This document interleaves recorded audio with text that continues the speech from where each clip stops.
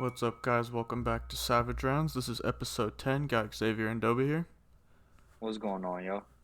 Today, we got the usual for you guys. We're going over last week's card. We had UFC 286, Edwards Usman 3. That was a really good card, so we'll talk about that for a little bit. We've got some matchups we made for you guys for those fighters on that card, the main event. We've got the MMA news for you, the combat sports news, and then we will get into our breakdowns and bets for the UFC Fight Night San Antonio Chito Vera versus Corey Sandhagen. Let's get into it. How did you feel about this UFC 286 card? Did you like it? Yeah, all the London cards every time, like they deliver every time. Yeah, yeah. So I'm happy when UFC's in Europe. Yeah, the crowds are always so fun. And I think I heard they want to go back this summer for another Poland London card, yeah. Oh, London. Yeah, London. I heard him talking about Poland for a little bit. I've seen Poland, I've seen Sweden as well. Oh, Sweden, that would be cool too. Yeah. Yeah, there's a lot of stuff going on. Any specific fight you wanted to talk about? We could go over the kind of like the whole card. I mean, I feel like the whole card was really good. Yeah, it was the Ludovic Klein Jai Herbert fight. That was probably going to be a Jai Herbert win until what foul did he commit that got the point taken away? Oh no point got taken away. Yeah. What did the I don't know. It was tough. Why can't I remember what happened in this one? Did a point get taken away, or am I tripping? Yeah. A point did get taken away. Yeah, no. Yeah. Yeah. I think it was for a low or a groin kick, if I'm not mistaken, by Jai Herbert, and so that's why it ended up being the draw. So yeah, Jai Herbert probably would have won. It was a pretty back and forth fight, good fight. I was pretty surprised by Jai Herbert, to be honest. I really thought Ludwig Kwan was gonna go in there and try to test that chin, but Jai Herbert stood there and took a couple of those shots. Pretty good. Yeah, I agree. I thought he was gonna get knocked out, to be honest. But yeah, he ate some shots, dished some shots out, stuffed some takedowns too. Klein wasn't able to really get him down for too long, or I guess not stuff takedowns, but he was able to get up when he got taken down. Yeah. Juliana Miller.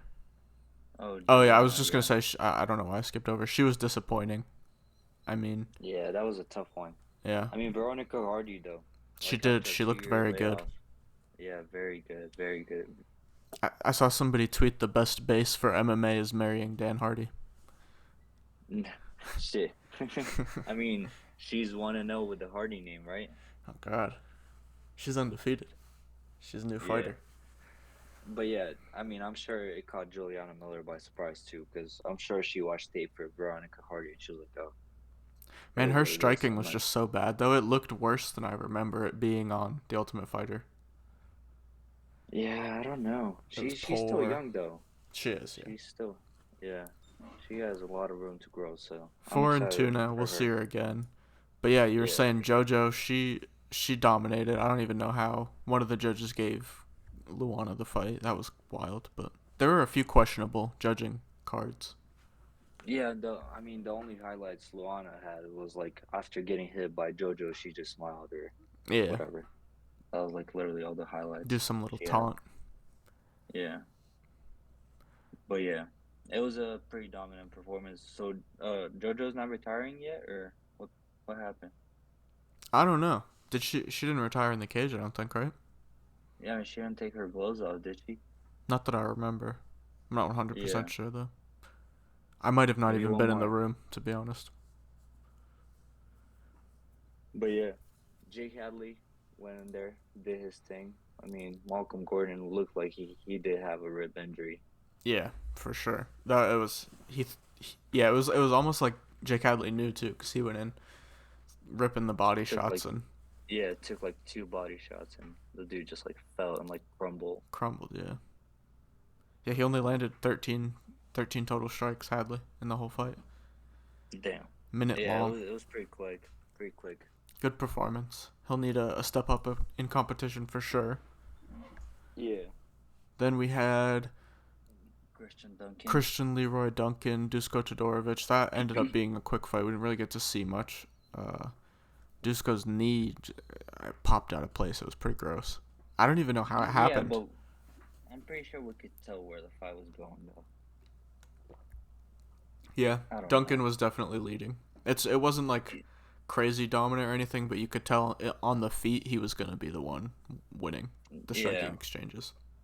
obviously we didn't get to see any takedown attempts by Dushko, but Yeah, still, I for the did time being, I did like what I saw though from Christian Duncan on the feet. It was looking pretty good. His bouncy karate stance.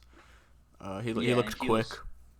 he was hitting him with everything almost. Yeah, But yeah, and then Lerone Murphy, Gabriel Santos. This one ended up being controversial. A lot of people, I guess most people thought Gabriel Santos won. What did you think for this one? well, yeah, that one was. I thought it was close, but I had LeRon Murphy winning, but I thought it was really close. It was super I close. mean, I wouldn't have been mad either way, to be honest. In the moment, I thought Lerone Murphy won, but it is what it is. What can you do? yeah, I mean, good on Gabriel Santos though. That was his debut, right? Yeah, very good performance. Yeah, the previous LFA champ or the former LFA champ. Good Yeah, first performance. he's definitely gonna be in the UFC for a while. So Yeah, I like him a lot. And then possibly the that one, oh grossest my fight god. of the night, Muhammad Makayev fought Jafel Filo and got his knee ripped in half. I actually saw today though on Twitter. It's not as bad as it looked, I guess. He only had it was damage to his MCL, I believe, and it said he'll only be out Yeah. like 6 to 8 weeks, which is Oh, that's not. crazy. Yeah, that's not bad at all. Cause bro, his knee looked really fat. Like his knee looked so fat that like somebody had like a Photoshop patty on top of his knee. Oh God, bro, and it just like in the cage, his knee was at like a 90-degree angle Yeah, it's the other going way. backwards. It was so Yeah, gross. yeah. Good performance by Jafel Fuller though, but yeah. Yeah, he had a. There were a few ghost taps too. Some people are saying on Twitter. I saw the one. The one of them is pretty Well, suspect. I don't even know what he could have tapped on that one though. Some If people we're were talking about the saying, same one, yeah, probably. So some people were saying he could have been shoulder doing injury something or to the something. shoulder, yeah, because it was hurt. Yeah, But I don't know. Uh, yeah. then you had Yanel Ashmaz and Sam Patterson, both of these guys making their debut. You No, know, but hold on, bro. oh yeah, The go ahead. craziest shit was that fucking Mokaev, after getting his knee ripped, like he got back to Oh yeah, I up did to just his skip feet, took him skip over down. that, didn't I? Yeah. Yeah, took him down, took his neck in the third round, and finished him with 30 seconds left, which was I mean, one of the craziest things I've seen personally. Cause me and you watched what was that guy on One Championship that got both his knees ripped and his ankle broken? Oh, the grappling guy against Mikey Musumeci. Yeah, like that dude was just taking it. Like he didn't have anything to offer after. This motherfucker took it and then And then got submitted the him right finish. Yeah, after. yeah. It was Yeah, impressive that he was able to get takedowns after. Like if they were already on the ground and he was on top, you could be like, all right, all he yeah, has to do is control. But he got up and got takedowns again, a few. yeah. No, Mokaev, I'm super impressed, and I mean it's gonna be a little bit till we see him again, but I, I'm excited. I can't lie though. He's not looking invincible as everybody was hyping him up to be when he first came into the UFC. Because these are a few fights now where he's having submission scares against Jafel Filo and Malcolm Gordon. So he's gonna Oh have yeah, to. I mean, obviously he's only 100%. 21, 22, so he's still super young. But he's gonna have to Look at start the being heart though. careful. Yeah, Look at the heart. yeah. I mean you can't see that from many people. Like getting your knee ripped. I mean you said it wasn't a bad tear, but still like I don't know. It looked pretty bad at the time. Being I mean, I bet he could barely walk. Yeah, it was yeah. still disgusting. But yeah. Then Oh no. Ashmos, Sam Patterson. Ashmos just came out and starched him. Sam Patterson really didn't do anything. I'm sorry. I, I'm I sorry. I said it to you in the moment during the fight, but Sam Patterson is giving me James Vick vibes. Yeah, But yeah. James Vick did even more in the UFC, I guess. James Vick won some fights, and it's not even like their career or their path or anything. It's just the body type and I don't know the style. I guess the long lanky guy who can knock you out, but if you touch his chin, he's going to sleep. Bro, the thing is like, no knock on Sam Patterson, but bro, he fought longer with the ref than we, no Usman. He did. He had the ref in a tie clinch. Bro would like post up the clinch and then pull him back in, Oh no. throw some body knees. Oh my god. He was so I'm sorry, I don't mean to laugh. he got smoked, but then he came. Bro, I might even say he has better heart than Makayev. Bro got Oh my god. starched, and then came back and won a round versus the ref. You don't see that kind of Uh, stuff. no, and the craziest part is he came in like minus 180 favorite, right? Yeah, he was a pretty decently sized favorite. But yeah, I mean, Ashmaz went in there, did his thing. Is that the first Jew getting a dub in the UFC? Or Bro, he was on Ariel's show, and I guess Ariel likes him a lot. He's not Jewish. He's just Israeli. aren't they both Jewish? No, I mean Yanel's not. Oh, Isn't that weird? He was saying that too. He was like, most people just assume I'm Jewish because I'm from Israel. I yeah. thought that was Aren't all crazy. Israel people Jewish? No, I guess not. Or is that like, He's Muslim. well, we do have a friend that's from a Muslim country that's Christian though. Yeah, yeah, that is true. That is true. So I feel It like that happens. happens sometimes. Yeah. It does happen. But yeah, he But said yeah, there's like a region in Israel where like a group of yeah.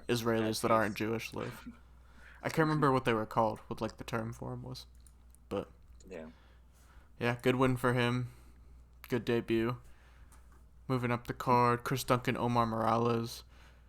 Uh, Chris Duncan did what he had to do, I thought. Bro, I really thought he was gonna knock him out right after he got dropped. Yeah. Oh my God. Same. I Just had like, flashbacks just to like that on second. contenders, bro. How did one of the Yeah, judges give Omar Morales a 30-27? I have no clue. I don't know either. I have no clue. At 29-28, it's pretty understandable. I thought so. That's what I would But, have said. 30 twenty but, seven for Omar is yeah, crazy. no, no. Crazy. And then Jack Shore, Makwan Amirkhani. It was literally exactly what we said. Round one sub or bust for Makwan, and it was bust. Jack Shore gets the round two submission pretty easily. Bro, Yeah, I I like don't Jack even know what Shore. happens. It's like the round one ends, Makwan stands up and he looks all right. Bro, the second the bell rings for round two, he's drained. It's just like I don't know. Every single fight, No, the bell hits yeah, and he he has does no that energy. every time. Like, he looks awesome before the fights, at the weigh-ins, he looks awesome. On the walkout, he looks awesome. While getting introduced, he looks awesome. First Round round, he one, looks awesome. yeah. And then, like you said, the bell for the second round rings, and then some just switches. Oh God, round two is his kryptonite. Yeah, but good on Jack Shore. I mean, Yeah, that's a he good win. First win up at 145. coming up weight.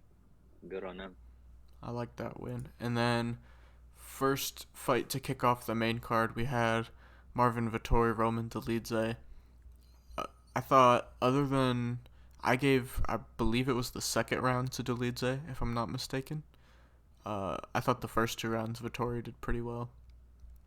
Yeah, I mean, I thought Vittori won pretty convincingly, I but like thought so too.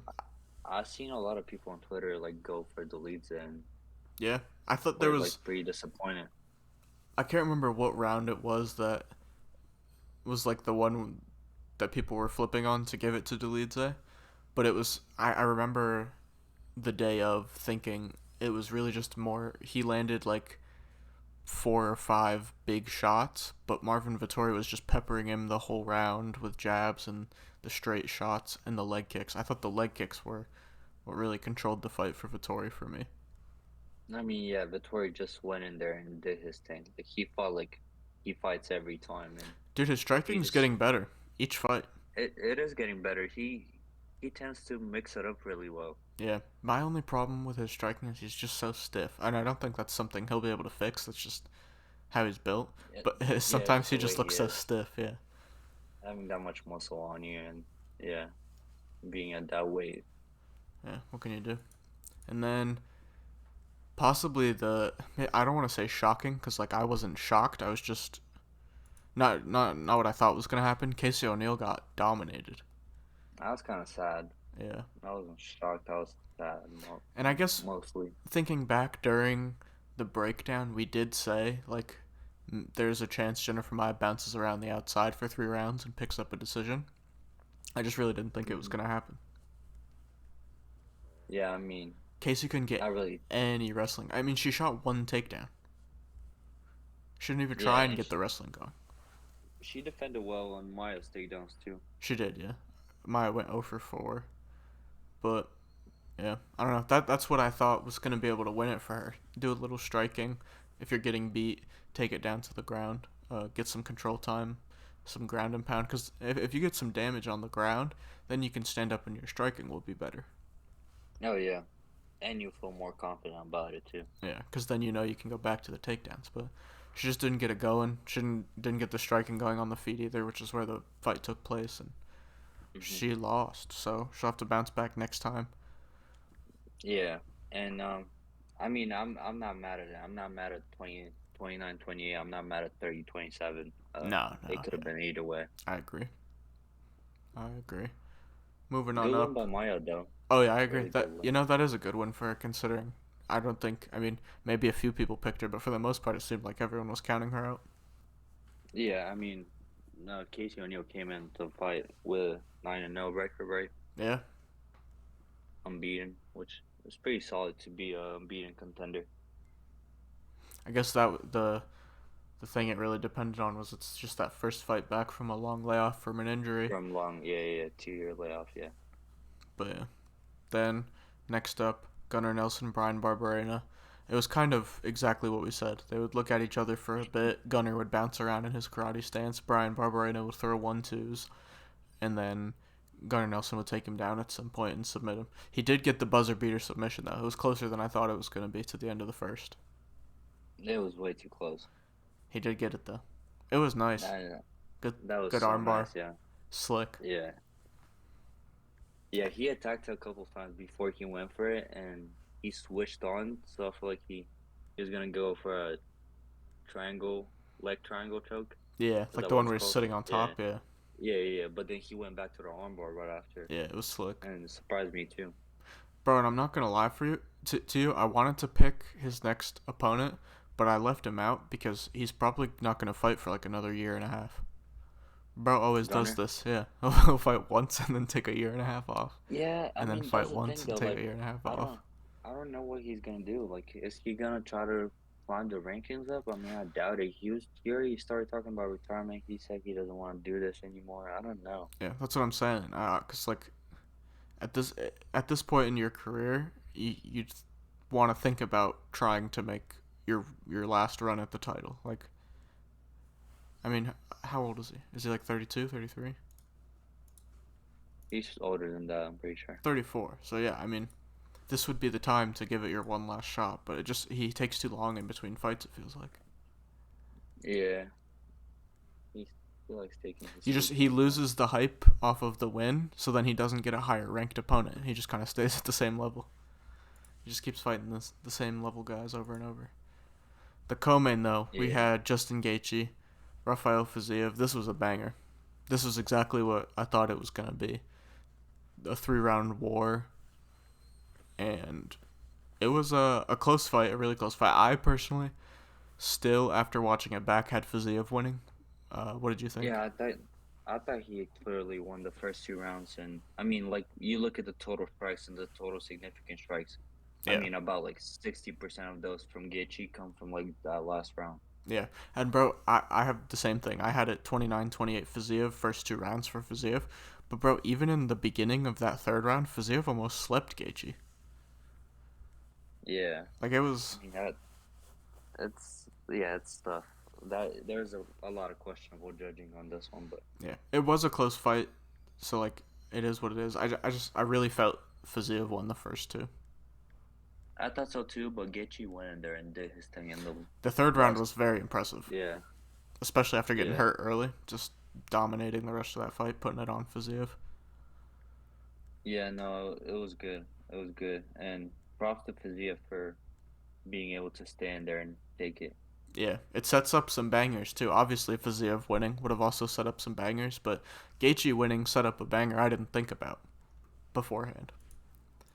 Bro, Um, but one hmm, thing before that, a 10-8 in the last round is crazy. 10-8 in the last round is wild. Yeah, bro, and What was wrong with that? all It's that three, same dude. all three of the same, yeah, all three of the crazy scorecards were the same exact guy. Do you know his name or I can't should we put remember him it. on blast? I can't remember. It was all over Twitter. People were cooking him on Twitter. I wish I Oh had it, yeah, but yeah, it's okay. It's okay. bro. Even like before the main event, people had his name up on Twitter. They're like, "What is going on?" Damn, bro. Damn, Yeah. that's tough. The main event though, we had the trilogy: Leon Edwards, Kamaru Usman. Leon went out there and did his thing. Yeah. Oh man, I'm happy for Leon. I ain't even gonna lie. I'm kind of sad for Kamaru, but it is what it is. I mean, the time is just catching up to him. I feel like. Yeah, I really did think Kamaru was gonna go out there and use the wrestling, but Leon did well defending the takedowns. Leon didn't even really use his own wrestling, which, considering how the first round of the last fight went, you thought maybe he would have used it a bit, but he didn't need to. The leg kicks were crazy. He threw and landed 50 leg kicks. Yeah, I mean, I think that was the honestly the answer to that takedown defense, like the leg kicks. When you take out his legs, I mean, how much power can he have in his legs Yeah, to like push you forward and like take you down? drive through you. Yeah, Yeah, drive through you. I mean, go for the single, for the double. I mean, that hurts after getting leg kicked 50 times. man. Yeah, I I can't can't imagine. imagine. Yeah, Yeah, waking up the next day after getting kicked in your legs 50 yeah. times. Jesus. Getting kicked 20 times, you still wake up with like, Yeah, you'd still wake up uh, hurting. There's a lot but of yeah. question marks though. What's next for Kamaru Usman? I guess before we talk about that though, we should get into these Hey, matchups that we have picture for the was other cold guys. though. Which one? The the one that Oh yeah, where Kamara went right in front of his face as they were announcing him. yeah. And Leon held up the gun. Started firing. Yeah. Yeah, that was cold. Bro, Leon's got through this trilogy. I mean, maybe not including the first fight, but from the last two fights, Leon's got some cold moments. Yeah. The I head kick mean, knockout, pound for pound, headshot dead, and then that photo. he seems to be a lot more likable now. I feel like. Yeah, yeah. Got that confidence now. Oh yeah, got 30% better, like they're saying. That's the champ mindset. Let's get into these matchups though. Let's do it. So,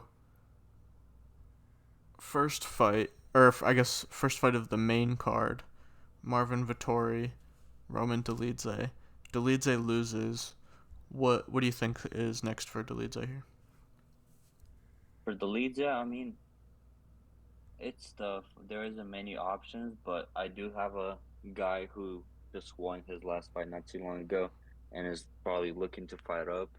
Okay, And I have him matched up against Brandon Allen. that is also what I did. Really? Yeah, Brendan Allen. I like that one a lot. I was debating between him and Imavov, but since Imavov was on a L, I thought he would fight down I and also get a fight. Imavov was the one Yeah, I considered too. I thought those were the ones I was deciding between. It makes sense just considering where they are and their last matchups and stuff. And to be honest, they're both pretty good fights. yeah, and they're both winnable for either guy. So I feel like, Yeah, this fight interests me a lot. The Dolidze Allen one. mm-hmm. I think Uh, on the feet, I might. I mean, power edge. Obviously, you give it to Dolidze, but like, just volume, striking, technique wise, Brandon Allen, I'd want to say probably. Brendan Allen. Yeah, and then they're both great grapplers, so it'd be really interesting. I like that fight. Yeah, it'll be a Um, good matchup. Really good matchup. Next up, Marvin Vittori. He gets the win against Dolidze. Who do you want him to fight?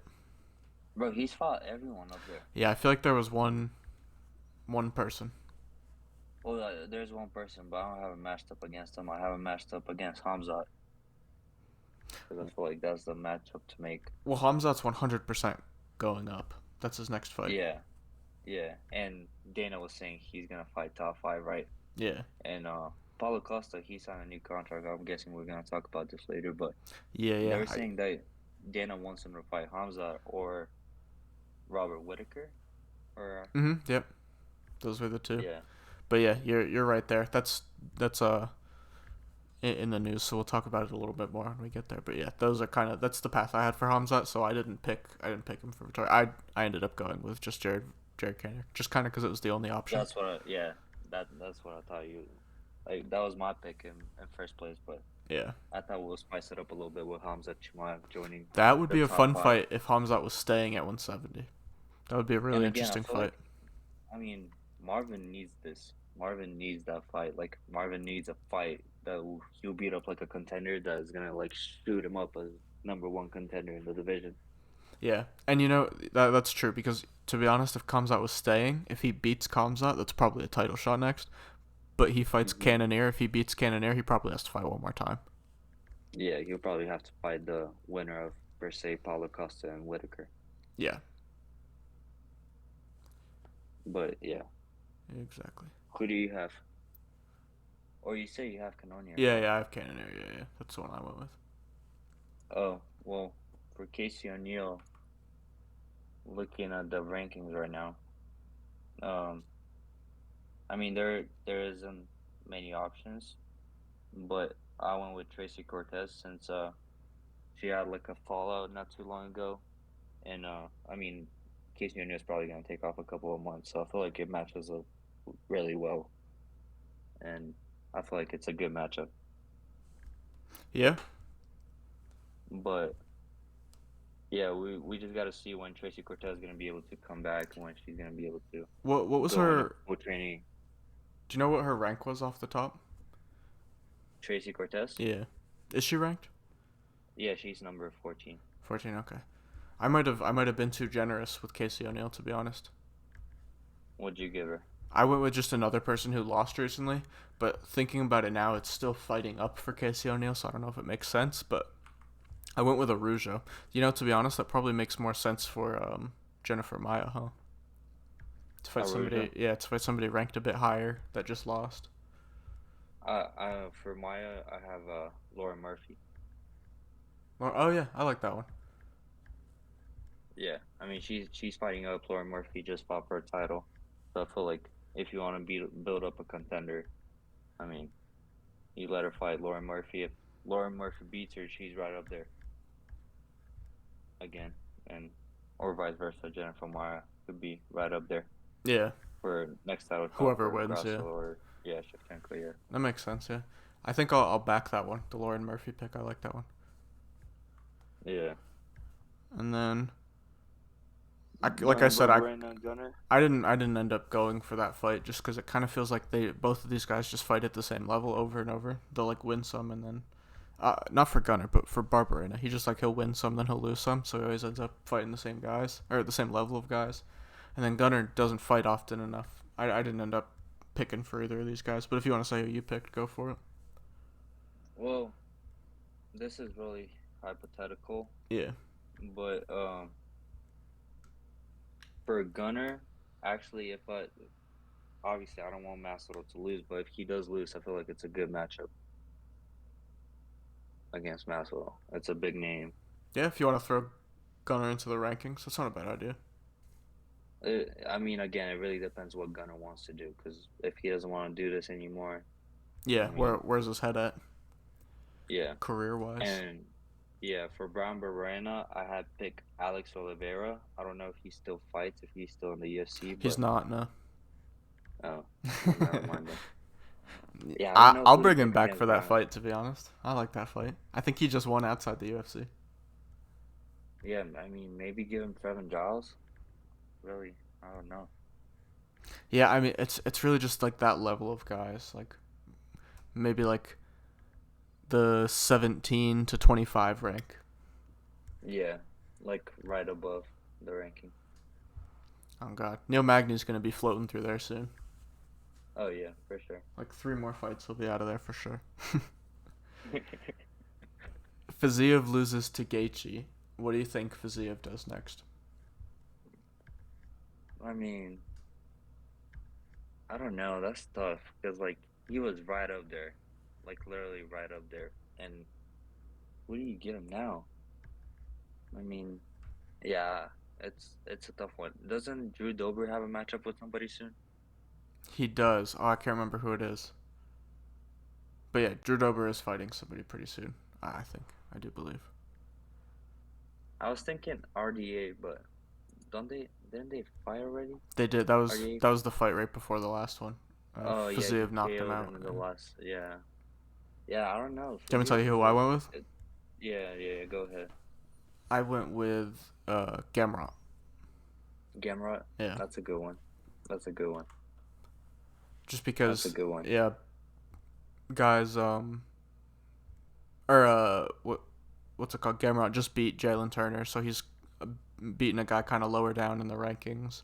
Fiziev was up high fighting a number 2 rank or a number 3 rank or something, whatever Gaethje Yeah. was. He comes off a loss. I just feel like that makes sense ranking wise, and that's a banger. I was Fiziev thinking about Gamrot. Jalen. I Y- was thinking about Jalen Turner for a little bit, but yeah, I I don't considered know. that as well. That ran through my head. I still wouldn't even mind that, to be honest, if they ended up making that. That's not a bad matchup at all. It'd be I just a feel like banger kickboxing match. Gamrot taking on a rank opponent and like on 2 weeks' notice, you gotta be wanting a fight, title eliminator, right? Maybe I feel like he beat just such a low rank. Like it was still obviously a ranked guy, but like I don't feel like you can beat the number 14 and then get a title eliminator. Or you know what would be a good matchup? Gamrot against Gaethje. That's a good title eliminator. Cause I feel like Gaethje might knock him out in that one. Well, I kind of. Do you want me to tell you? So Gaethje is the next guy. Do you want me to tell you what I did for Gaethje? Just because I feel like it kind of makes sense, just where both the guys are. And I know I would, yeah, go ahead. it's Do you have, hmm, yeah, it's the same guys fight. They fought each other before, but it would be a banger. And just VP? considering where they are, yeah, Poirier 2, Gaethje Yeah, that would Poirier be 2. awesome. That's what I was thinking for the longest time, and even right after the fight, when we watched the fight, I was like, oh, we need to see him against DP again. Yeah, it feels like it just makes a lot of sense. It would be the perfect time for them to rematch. Both kind of Yeah, having their last run at the title, you'd think. it's tough because all these top guys, they all fought each other already. I feel Yeah, I like feel like this multiple is kind of the times. last run for most of these guys that have fought each other, like the the Benils, the Gaethjes, the Poiriers, the Yeah, like 2, 3 more years, and all of these guys gonna be gone, which is kind of sad in a way, but but yeah, probably it is what true. it is. Yeah. Then we have Kamaru Usman losing in the title trilogy against uh, Leon Edwards. Who do you have next for Kamaru? For Kamaru, it's tough. I mean, Kamaru is also like beat like all of these guys, like all of them. Yeah. So I wish, I mean, what I have going on is so Bilal's schedule with Shafkat, Yes, sir. grab that. You make Bilal against Colby, title eliminator. Scrap that. You do Shafkat against Kamaru's one. Yeah, That's what you do. I'm here for that. So mine's kind of along the same lines. I just said the winner of that Bilal Shavkat matchup probably gets the loser of the next title match, and then the loser of Bilal Shavkat fights Kamaru. Yeah, I like it. I And then like it. kind of it's just a good chance Kamaru will probably want to take a little rest. His knees are probably aching. He just lost a title shot before he kind of has to reset, go back on the hunt. So he'll probably want to take a little bit of time off, and then it'll give time for whoever fights in this fight to heal up, and then they can go at it for kind of like another shot to get back in that title talk. Yeah, of course. And then I feel like we kind of all know what's going to happen next for Leon. Dana said it. Leon obviously doesn't want it, but Colby Covington. Yeah, I don't think that's gonna happen. I mean, You come don't? on I now. think it is. I don't the champ have a say in that though? Yeah, but also it's Dana White. Yeah, but bro, Kobe literally came off. I mean, dude, I just feel he like hasn't fought anybody. That's the only I thing that. agree with you. I don't think he should, but I don't think Dana White cares. Dana White wants Colby to have this title shot, so I feel like he's gonna have this title shot. I feel like he's gonna tell Leon take this within this time frame, or we're gonna whack up an interim belt. Yeah, go ahead, walk up another interim belt, give Kobe another interim. I mean, at this point, I don't know. Yeah, I and just then I hope. think he'll end up fighting Colby. So it'll be what happens next for Leon. I feel like no matter what. I just hate how like Colby like didn't like disregarded Leon for so long. Didn't want to fight him. Called him Leon Scott. All that, whatever. Like he was like, oh, who's that? Like on a 12 fight winning streak, whatever. No, nobody wanted to fight him. And now that he's a champ, he's like, oh, I'm next. I'm next. Whatever. Yeah, no, Like, I'm dude, you're I'm right there with you. you're not supposed to be. I think he doesn't deserve the title shot, but to be completely fair, I also didn't think Leon should have had a title shot at the time. They had both kind of fought nobody. It didn't really make sense at the time. Like Leon was coming off a win against Nate Diaz, and then uh, a, But the thing is, like, nobody wanted to fight Leon. He tried to get schedule even against Khamzat, which I nobody wanted to I fight feel like at the that's time. probably the same kind of deal with Colby. Because I mean, there seems to be Well, problems around every single matchup with Colby. Belal wants to fight Kobe. He says that, but then the matchup gets talked about, and then it's gone. Yeah, I know. You really think that's on Belal's side? I think it's probably both. I don't know, but like, I mean, But I dude, I mean, it's think the same thing. I think Burns. Leon was getting offered shit, and he was like, "These guys are lower than me. I'm not fighting them. I want to fight somebody higher." So he was waiting and waiting and waiting. The guys above him didn't want to fight, so he was waiting and waiting and waiting. I feel like it's the same kind of deal. Neither of them deserved it, but they're both here. But when Leon waited, he got taken off the rankings. When Kobe waited, he just got granted another title shot. Well, I don't really think Colby waited. I feel like he didn't he have to deal with that uh court shit, whatever was happening with that sucker punch. Well, yeah, but like now that he's already like weighed in for the fight, like that doesn't matter. It doesn't matter anymore. Like even if he's like Yeah, that's what whatever. and now he's gonna get scheduled. So I feel like he wasn't waiting. I feel like the whatever happened got taken It was care just of, and now it's back to. plus, bro. I don't like how he was talking shit to John Anik. That was fucked up. Yeah, that's actually one of my news points. That was some shit. Yeah. No, bro, Like, I'm right bro, there with you. I don't like Colby, and I don't think he deserves the title shot. But I do think that's what's gonna happen next. bro. If Gilbert goes in there and sparks Jorge in the first and like close out Leon, I bet you that's the fight that happens next, or vice versa. Maybe. If Jorge goes in there and sparks Gilbert, bro, this storyline it gets crazy. I agree. I just Like feel like Dana's Masvidal already so going to set London, in Colby. Dana walked out to a press conference and said Colby's next, yeah, but like Dana with his also said chest. that they don't met. Dana also said that they don't make matchups the day of fights. Yeah, that's what I'm saying. I think this is special. He's given Colby that Dana White privilege. I know you wanted to say it.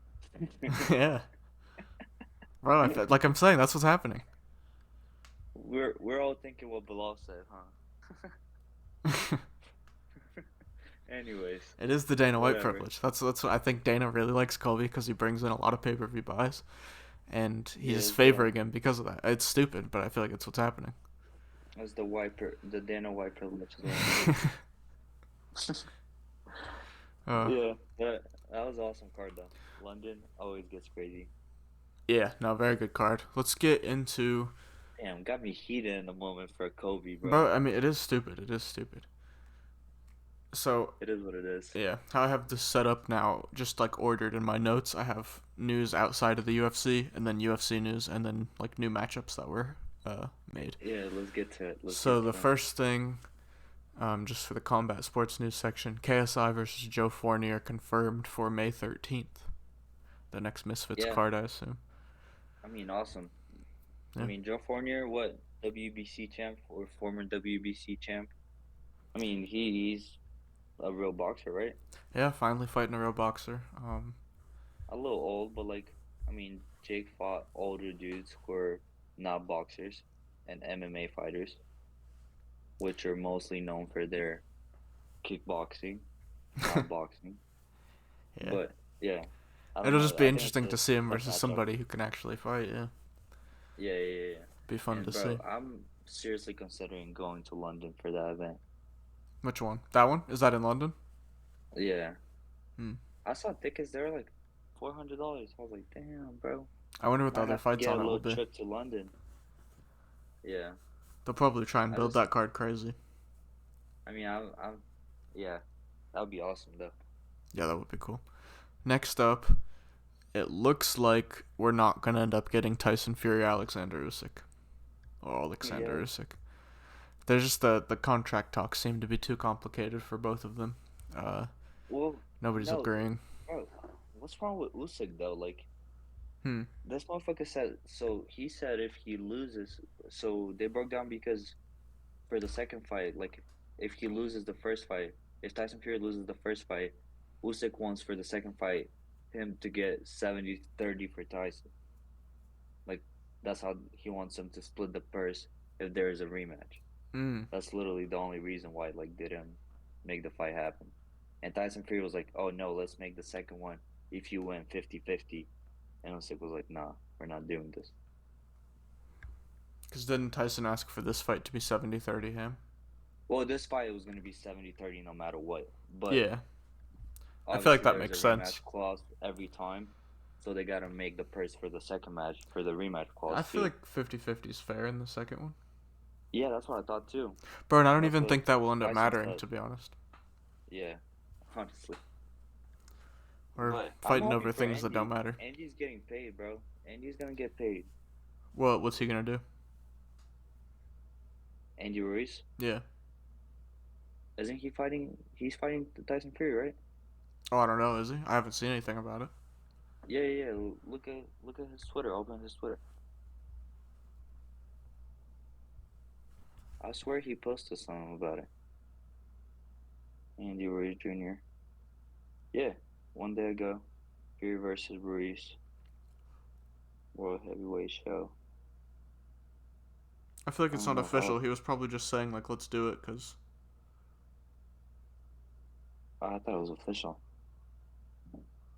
Oh well. I don't know. I could be wrong, too. I just haven't seen it anywhere else. But yeah, I mean, if that Yeah, happens, that would be cool. I think Andy will get Tyson had. cooked, but Yeah, he'll get cooked, but I'll be happy to see him get paid. he's gotten a few paychecks, hasn't he? A few bags. I know he got a big one for the rematch for Anthony Joshua. Yeah,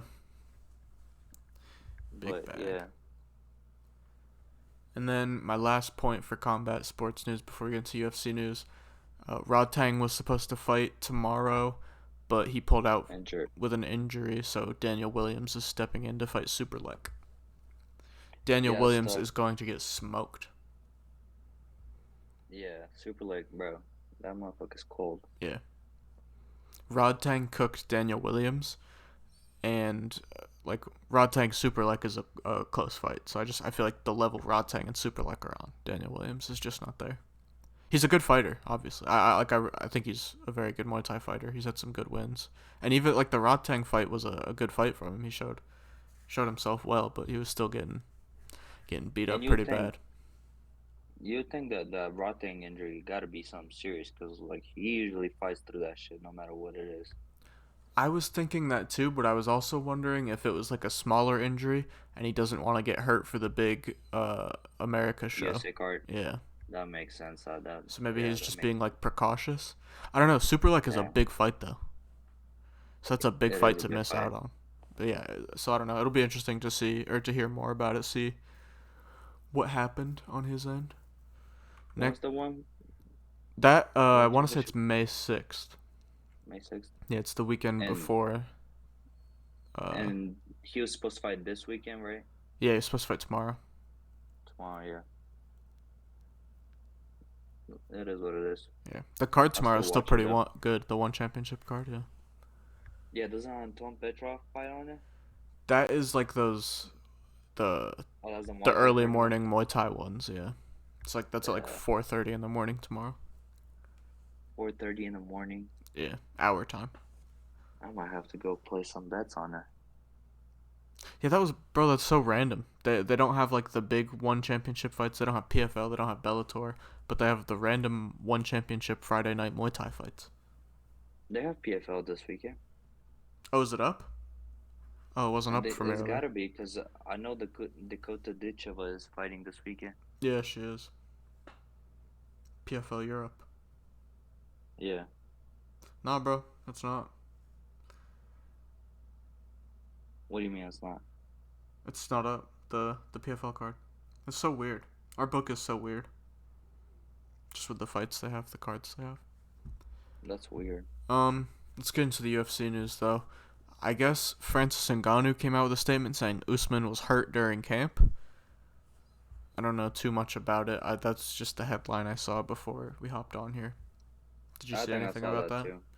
Yeah, no, I think I saw that he said that, but yeah, I mean, it makes sense. I mean, he only took like however many, what was that, like 6 months, 7 months? I don't think it was enough. Yeah, I don't even I know. don't know. I didn't see what the injury was, but he. I'm not like chalking Leon won this fight because Usman was injured, but I mean Usman wasn't throwing as much. He wasn't as aggressive as he usually is.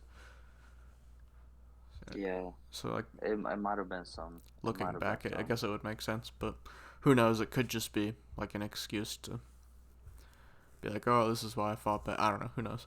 Um, Why would Francis be making excuses for him though? yeah, I don't know. I really doubt it was I like, Yeah, I doubt it too. but yeah, Next up, that's it was just the only thing I had was Colby weighs in as the surprise backup, which we kind of talked about already. It was a little bit stupid, but what are you gonna do? Dana White really likes Colby Covington, and then the point after that is Colby White. Who's Colby White? Colby Covington threatens John Anik on an interview. That was really weird. no, bro. I feel like that's just. I mean, that's definitely a reason why you shouldn't give him a title shot right away. Like, if you give him a title shot right now, everybody's just gonna start shitting on the commentators and talking shit on them, thinking they're gonna get a title shot next. Oh, that's true. I didn't think of that. Yeah, people will start using that as like a boost. And bro, that dude like threatened John Anik's kids and stuff. Like, bro, John Anik is not a fighter. Yeah, Go ahead and threaten all the fighters or whatever, no matter what weight class it is. his job is literally to give opinions on your fighting. Yeah, yeah, So for you to say his kids are gonna grow up fatherless is crazy. yeah, man. I think Colby is like got too much into that character because I know he's playing a character, but like, Oh bro, yeah. I think he's getting too much into it. There's no And point to take shots at people that aren't that like you're never gonna bro, fight. You don't. What do the you thing have is, beef with a John Anik, commentator for? everybody loves John Anik. That's a play-by-play commentator, right? Yeah, Yeah, I mean, bro, like everybody loves that dude. He's awesome. I don't know. I yeah. don't It know. was dumb. It was really dumb. Uncalled for. I felt like. Next Yeah. up, um, we kind of briefly touched on it, but we could talk about it a little more. The next 2 points kind of lead into each other. Dana White says Khamzat Chimaev will fight a high-ranked middleweight next, and Paulo Costa agrees to a new contract. A four-fight contract. Yeah, so it could be Paulo Costa, could be Robert Whitaker, could be Marvin Vettori. If If you had to guess, what do you think he's getting now, knowing he was getting 50 and 50 before, right? Or Yeah, 45 and something like 44. something really bad.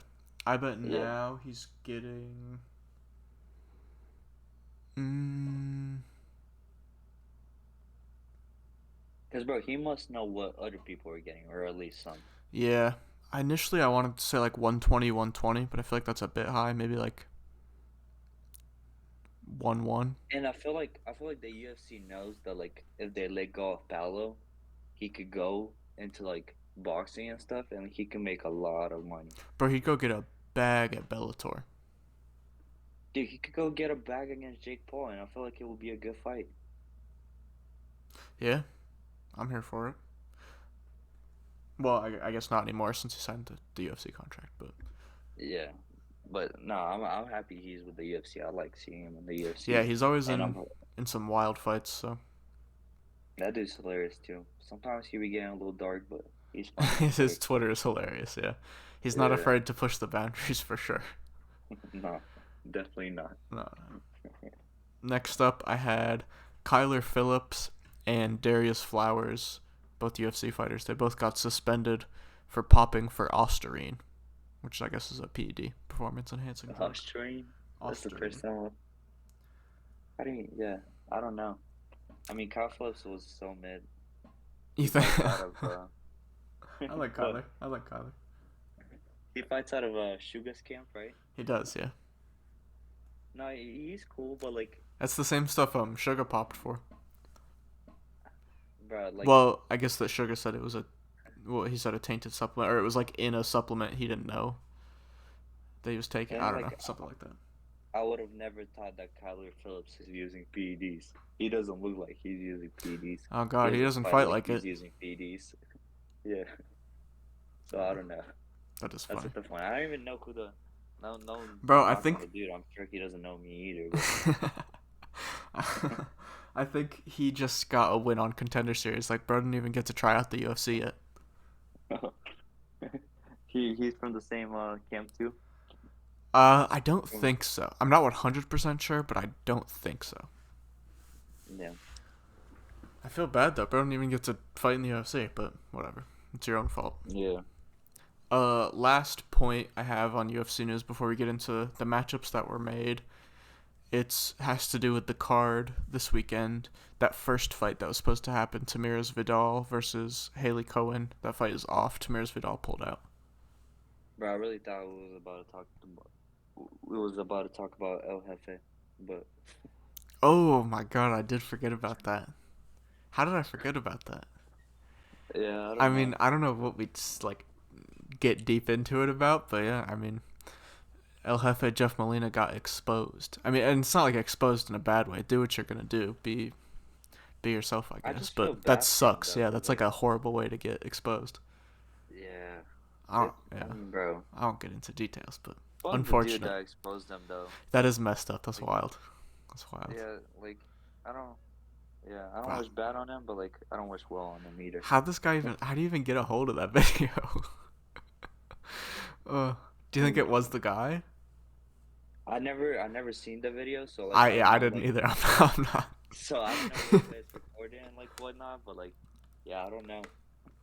But I did see him go on aerial. I didn't watch the Yeah, I do have to video, watch that. I want to watch him talk about it. See how but it he was like a feels. 15-minute long interview, so like Yeah, that's tough though. I'm sure they get into it a lot, but it's tough, bro. It's just tough having to deal with that, just because he had to deal with all of James Krause's bullshit, right? Yeah, yeah. As a, Bro, yeah. everybody forgot this man was fixing fights.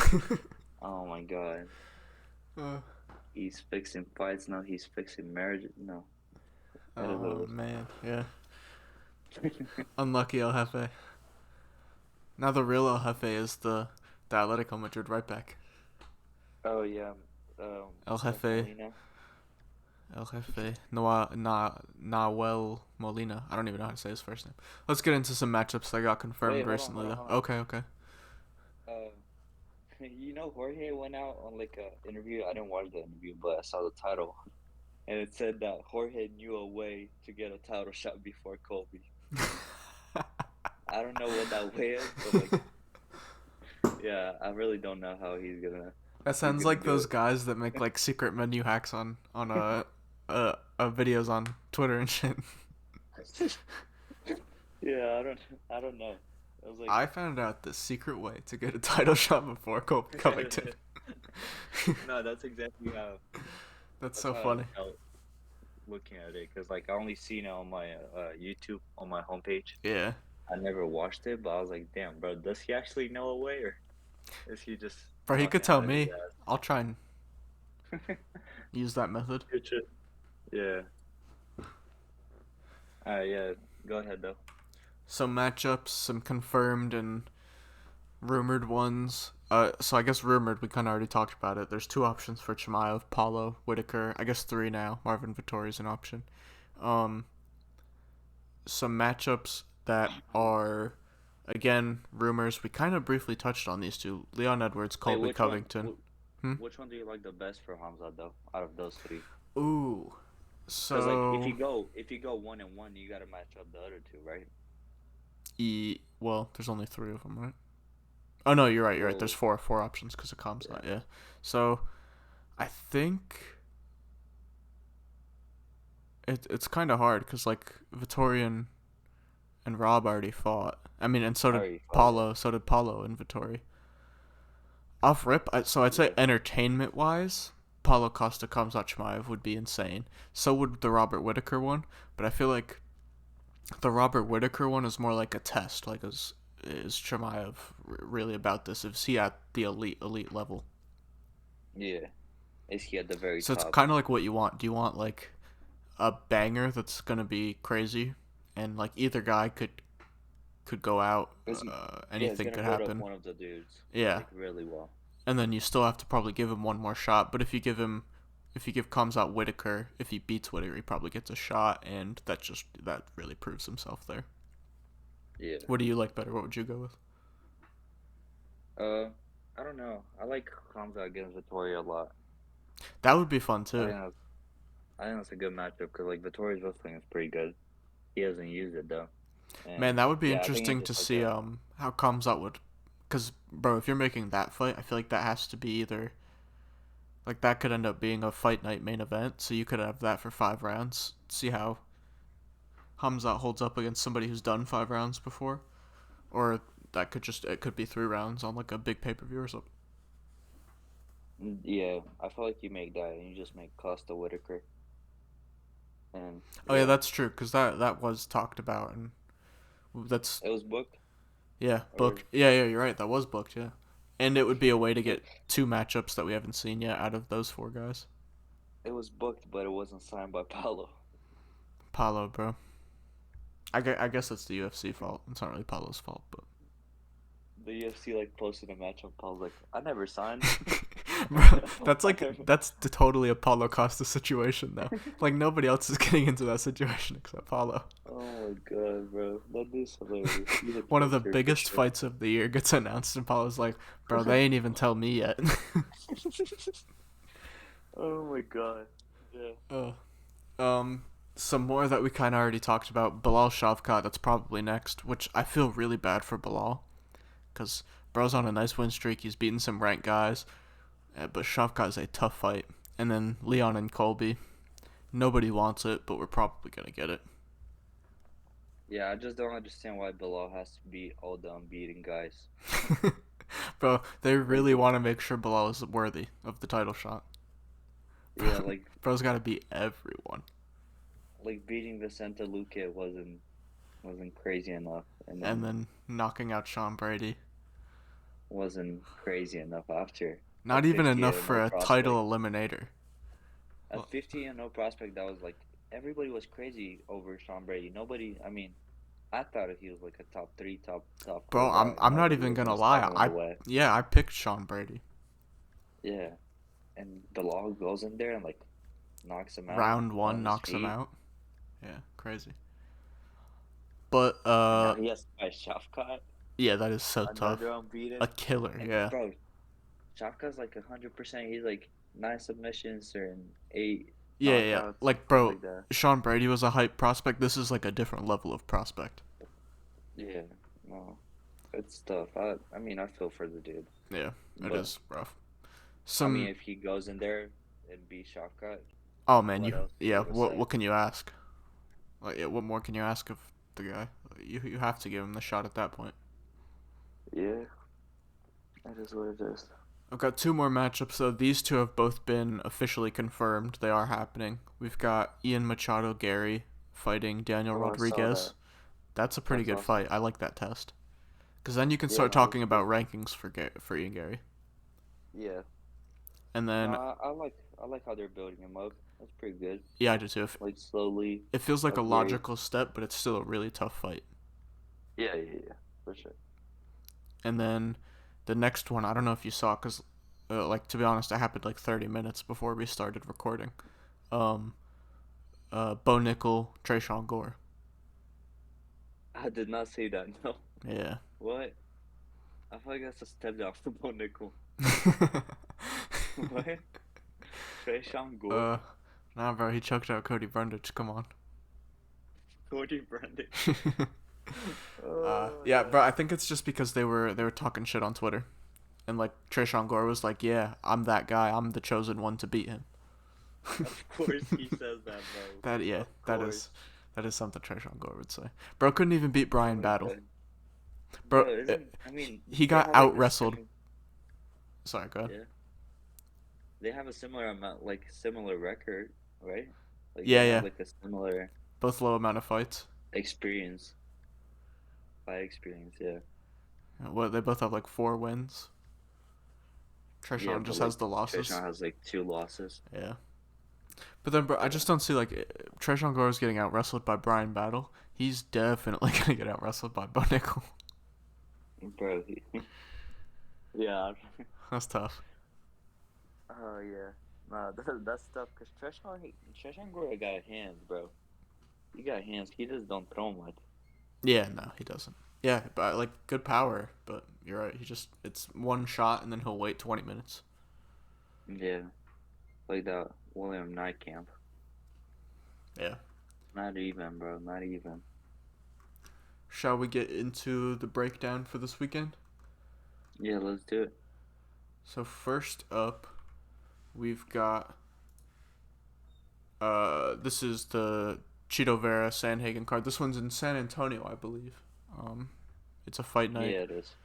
Kicking the night off, we've got Victor Altamirano fighting Vinicius Salvador. Altamirano's 11-2, 5'8", 70-inch reach, 32 years old, 4-1 in his last 5. One of those was a Contender Series win, and he is 1-1 in the UFC. And then his last fight was a round 1 KO TKO win versus Daniel Lacerda. Vinicius Salvador on the other side, 14-4, 5'7", 70.5-inch reach, 26 years old. He's 4-1 in his last 5 as well. One Contender Series win, and that was his last fight. It was a round 2 KO TKO win versus Shannon Ross. And we all know Shannon Ross is top tier elite fighter. I feel like this is a fight that could go either way. Vinicius Salvador is super, super dangerous in the first round. He's pretty explosive for a flyweight. He's got big power. Um, and then Victor Altamirano is a guy, he's always down for a brawl. He's been in a couple banger fights so far. Even his Contender Series fight was really back and forth. That one was a really good fight as well. He's looked better each UFC fight, I'd say. And I just feel like he's the more well-rounded fighter in this one. He's more steady striking-wise over 3 rounds. And I think the takedowns, the grappling is there if he needs it, just as kind of like a backup plan. I feel like he has the slight advantage there. What do you think about this one? Uh, yeah, and this one's like really tough. Like both guys are great finishers, and bro, it's tough because Vinicius Salvador. I mean, bro, that dude's been fighting old tomato cans up until Dana White's Contender Series fight. Yeah, Like the and dude, sorry, yeah, go ahead, go ahead. like literally the dude right before the Dana White Contender Series fight, the dude that he fought is 0-0, and I'm pretty sure he hasn't fought since. That's crazy. So he's 0-1 in his career with one loss to Vinicius. Yeah, Yeah, and then he goes in there and smokes Shannon Ross. I but mean, he was getting hit. He was hittable in that fight. he was. And then you look at his record also. Salvador, those losses he has on his record, those are the only times he was fighting good guys before Contender Series. So he had 2 fights before Contender Series where he fought a decent opponent and he got beat. Yeah, And then he fought a Shannon Ross who's kind of towards the end of his career, been knocked out before, been finished. A good brawler, but that's always going to feed into Vinicius's style, especially a guy who's like towards the end of his career and has a questionable chin at that point. yeah, no, I like violence in this one. I like violence in all levels, and I think it's gonna be a finish. Yeah, I agree. But I think the under 2.5, if you can find that, that's a really good play. Just pick wise though, I'm gonna go with Victor Altamirano. I like him over 3 rounds better, and I still think he has the finishing ability there. What are you going? uh, I think I'm gonna go with yeah, I'm gonna split on this one. I'm gonna go with Salvador to get it done in the first probably, but Yeah, it's tough. it's It's live. It's tough. definitely live. We both It like just violence like here, but we're split on this one. I really Uh, thought Shannon Ross would beat him. Like I thought he was gonna he beat was Shannon an Ross. underdog, right? Yeah, yeah, he was like a crazy. He was like plus 700 Yeah, that underdog. is that is crazy. Moving on up But though, and we've got a yeah, lightweight bout. Manuel Torres, Trey Ogden. Torres is 13-2, 5'10", 73-inch reach, 27 years old. He is 4-1 in his last five, with a win on Contender Series, and he's also 1-0 in the UFC. His last fight was a round 1 KO TKO win versus Frank Camacho. Then Trey Ogden on the other side, he's 16-5, 5'11", 72-inch reach, 33 years old, also 4-1 in his last five. He is 1-1 in the UFC, and his last fight was a unanimous decision win versus Daniel Zellhuber. I actually thought Zellhuber, to be honest, most people I think thought Zellhuber was going to win that one. But Trey Ogden's been a weird guy to try and break down and predict, because you come into the UFC and you get outstruck by Jordan Levitt. We were talking about this a little bit before. You get outstruck by Jordan Levitt, but then you come in and beat Daniel Zellhuber. That's crazy. It was like a weird string of results for him. And then Manuel Torres on the other hand, dude's got bombs in his hand. He comes to bang every time. My only question for him is, how does he look past the first round in the UFC versus a guy who pushes a decent pace and can grapple? So that's my only question here. But I really like Manuel Torres on the feet. I think he's got really good boxing. And obviously the power's there for him. What do you think for this one? Yeah, I like Manuel Torres a lot in this one.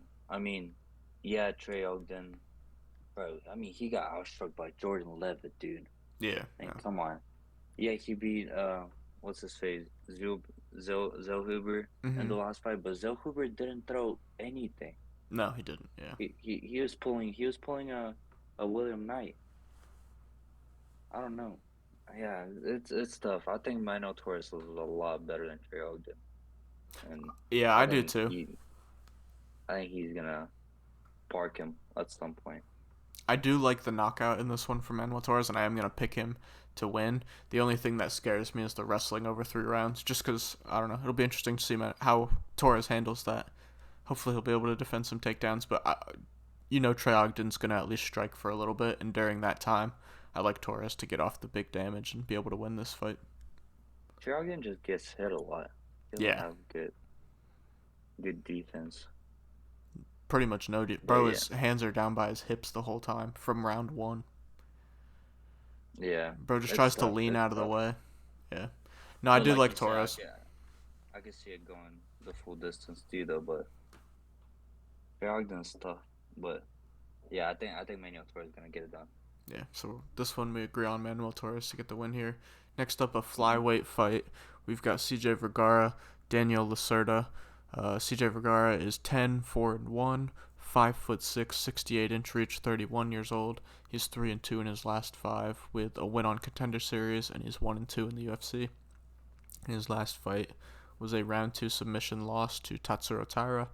Daniel Lacerda, on the other hand, 11-4, 5'6" as well, 70-inch reach, a lot younger, 26 years old. He is 2-3 in his last 5, 0-3 in the UFC, and all 3 of his losses in the UFC he's been finished.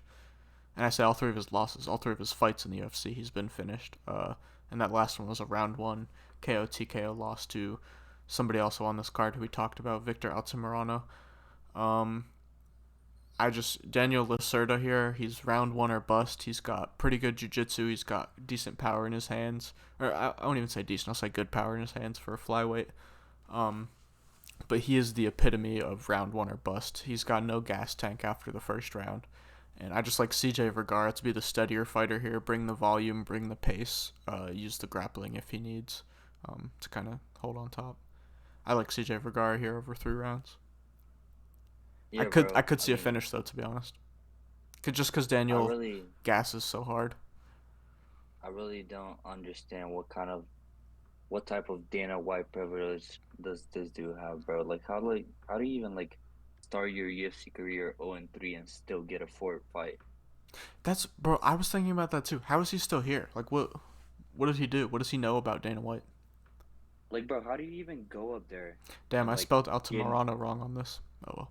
Bro, how do you even go up there into your UFC debut and get knocked out by the first openly gay fighter, and and then get subbed by Figueiredo, and like the ass one though, yeah. The bad Yeah, one. Oh, I really, yeah, it's tough. And then he still gets to fight in the UFC yeah. one more time for what? Why? To give Yeah, I don't CJ know. Vergara this win, baby. And bro, CJ, like the only people he's lost to, they're good people, bro. Tatsuro, I mean, no knock on that loss, bro. That's a tough Audrey loss, yeah. Osborne, Otto's good, bro. Bro, He's and good if we're being completely when he honest here, shows up. CJ Vergara won that fight. Yeah, I thought so. I thought so too. But Oda's not bad, bro. No, that's Oda's still not that's bad. still a tough fight, yeah. And even Clayton Rodriguez, that's a tough fight. He looked really good in his last fight. Like Oh wait, did Oda he will beat Clayton? probably, yeah, he did. He did. Okay. Oda will probably knock out Lacerda. I feel like Tatsuro will sub him up in the first too. I really, yeah. I don't know. Bro, Ode would definitely knock out Lacerda. Yeah. Yeah. No, I like CJ Vergara to get this one done. I think Lacerda gasses, and it doesn't look good for him after the first round. Yeah, give me a Lacerda all day. You mean Vergara? Yeah, that's just, yeah, you got me. Moving on up, we've got a welterweight fight here. Officer Giles versus Preston Parsons. Um, Giles Whoop is whoop. 15-4. Bro, my picture on here for the video is literally just a picture of him in his police uniform. Oh no He way. like took a selfie in front of the city. It's hella funny. That's awesome. That's awesome. 15-4, 6 feet tall, 74-inch reach, 30 years old, 3-2 in his last five. In his last win, unanimous decision win versus Luis Kosei. I'm not. That fight shouldn't count on his record. And then Preston Parsons, 10-3, 5'11", 71-inch reach, 27 years old, 4-1 in the UFC, or 4-1 in his last five, 1-1 in the UFC. And his last fight was a unanimous decision win versus Evan Elder. Um, Trevin Giles looked awful in his last fight against Luis Kosei, even though he won. That was one of the worst fights I've ever seen. My bad. I'm just trying to find that picture that you're talking about with him and the police. Oh, I see it. Hunter. No way. No, that's awesome. That's I awesome. just thought it was funny, yeah. Yeah. Officer Trevin Giles. That's awesome. The GOAT. Man. No, but yeah. Yeah, no. Have you seen that fight, the Luis Kosei one? Yeah, I'm pretty sure we watched it together if I'm not mistaken, but Probably. That fight was yeah, I awful. was so disappointed by Kase. I really thought he was gonna go in there and beat him, but he just didn't show up that fight. I Yeah. don't know what And I mean, happened. even in a win, Giles didn't look good. No, he didn't. And And then, bro, the thing is like Trevin Giles, bro. Or go ahead, you're gonna announce the next fighter, huh? no, I did already. I was just going to start talking about it, Oh but yeah, yeah. you could go ahead. But bro, yeah, Trevin Giles, man, that dude's like really, really good everywhere. Like, bro, he's so fucking good. I really don't understand like why how is he lacking in fight IQ so bad? Like how? That's crazy. Like, His fight bro, IQ does make him look bad in most areas. like I really like I mean, do they not like spar or anything? They just like do like this position, then we're gonna do a little bit of this position, then we're gonna do a little bit of this position. Now you try to put it together while you're fighting. Bro I only mean, hits obviously that's pads. not gonna work. Yeah, I don't know, cause like, bro, the guy is good. Yeah, He the strikes boxing good. is crispy. He hits hard. Yeah, his Decent. wrestling's not bad. Yeah, I was gonna say decent wrestling.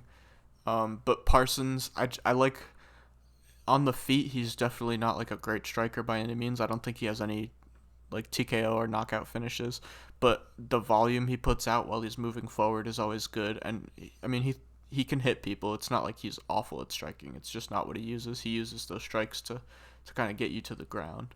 And obviously he wants to submit you. I really like the grappling advantage on the ground Preston Parsons has. So I just feel like if he can tire Giles out, bring this fight to the ground, I feel like he'll be able to find this win. Yeah, man. I mean, Tyron Giles, dude, he could win the first two rounds, and I'll still put my money on Preston Parsons. Parsons to find Like, a I mean, sub, yeah. yeah, yeah, yeah. I mean, we saw Trevor Giles against Gerald Murphy. Do you seen that fight? Cause Probably, yeah. yeah, I mean, Trevin was beating him up, bro. Trevin Giles was beating Gerald Mercer bad, and then like third round comes for some damn reason. He's like, oh yeah, let's go to the ground with Gerald Mercer. Let's play on the ground with him. He gets choked out. Bro, he's the He type gets of guy to choked out. take down GM3, yeah. Bro, same thing happened against Zach Cummings. Exact the same thing. Back Bro, to and back like, fights. and Zach Cummings is bad. He's not good. So that's He's not poor. good. That's poor from Officer Giles. Yeah. Yeah. It's tough, bro. Like, Yeah. On the mm, feet, I think it'll be like Trevin Giles is definitely the better like striker. Like if we're talking power and technique, just boxing, Trevin Giles is better. But I don't trust him to throw enough, and I think even though the striking isn't great out of Parsons, I like the volume he puts out. We saw it against Elder, and then the grappling yeah. as well. I feel he has a pretty decently sized grappling advantage here. No, yeah. I think this fight's gonna be going well for Trevin, and then at one point, Preston is gonna spark him, and Trevin's probably gonna go for a takedown or something and get caught in like a submission. Yeah. I can definitely see that, but Are I you mean, picking yeah, Parsons? I'm picking Parsons by submission. Yeah, we're both here on Parsons for this one. Moving on up, featherweight, we've got Stephen Ocho Peterson, Lucas Alexander. Peterson is 19-10, 5'10", 70-inch reach, 32 years old. 2-3 in his last five. His last fight was a unanimous decision loss versus Julian Erosa. Um, Lucas Alexander, 7-3, 5'11", 73-inch reach, 27 years old. 4-1 in his last five, 0-1 in the UFC, and his last fight was a round one submission loss to Joe Anderson Brito. Um, he has, and Lucas Alexander, he has 3 finishes out of 7 wins. All of them are knockouts, and all 3 of his losses are submissions. So he sucks on the ground, and he doesn't really get finishes. And I feel like that's not the way. No, it's not the type of fighter that's gonna beat Steven Peterson. I feel like you've got to be a gritty guy who can outlast him over 3 rounds, kind of dog out a win. I think Steven Peterson is just too gritty for Alexander in this fight. He'll just grind on him for 3 rounds. It'll be dirty boxing. Uh, the grappling, he'll have the advantage. To be honest, I think he'll end up finding a submission. Later on, yeah, I think so too. It's a tough matchup for Lucas Alexander. Yeah. I mean, Peterson, he's not bad on the feet, and then he mixes it up to the ground. He has pretty good takedowns too. I mean, he took down Alex Caceres, who has pretty good takedown defense. He Mm-hmm. took down Chase Hooper, who has really good takedown defense. I mean, he Yeah. goes for takedowns, Uh-huh. and And then he on has top, volume he's in there. pretty solid. Yeah, yeah. He, I think he'll be able to keep a hold of Lucas Alexander on the ground for a couple of rounds if he does go for those takedowns that he usually goes for, and Yeah, I agree. I feel like he'll be able to find a submission later on in the rounds. I agree. I like Peterson to get the win here. Yeah, me too. Moving on up, the last. Not completely confident in it though. No, I'm not either. But that's the way I lean in this one. Yeah, Obviously, like 100%. Lucas Alexander, he's got pretty good kicks, pretty decent hands. Um, Yeah, so he could and you find the never know. knockout. Yeah, But but yeah, just I trust the steadiness. Or I don't even want to say I like the steadiness from takedowns. Steven Peterson. That's Just the grittiness over 3 rounds from him. yeah, Um, I agree. Next up, last prelim, we've got Daniel Pineda versus Tucker Lutz. Pineda's 27-14, 5'7", 69-inch reach, 37 years old. He's got the weirdest last 5 fights I've ever seen. So in his last 5, he's 1-1 with 3 no contests. Yeah, because he popped. Isn't yeah in PFL? Because Yeah, both of his PFL fights were no contest, and both of which he won by finish, and he beat 2 pretty good guys over in PFL, so that's tough. Um, and then the UFC fights and the no contest in the UFC, I believe was an eye poke against Andre Fili, right? Oh yeah, yeah, that was his last fight. It was the eye poke versus Andre Fili. Um, yeah. and then Tucker Lutz 12-2, 5'8", 72-inch reach, 28 years old, 4-1 in his last five. He has 2 wins on Contender Series, and then he's 1-1 in the UFC. And his last fight was a unanimous decision loss versus Pat Sabatini. Neither of these That's guys pretty has good. fought since 2021, so it's a long layoff for both of them. Um, Daniel Pineda is really old, and his durability has always been a bit questionable, especially recently. Uh, I like the boxing out of Tucker Lutz. He's a decent grappler as well. I feel like he'll just be able to hurt Pineda at some point and maybe get the finish after. If not, be able to dominate afterwards. But to be honest, I do think he'll find the finish here.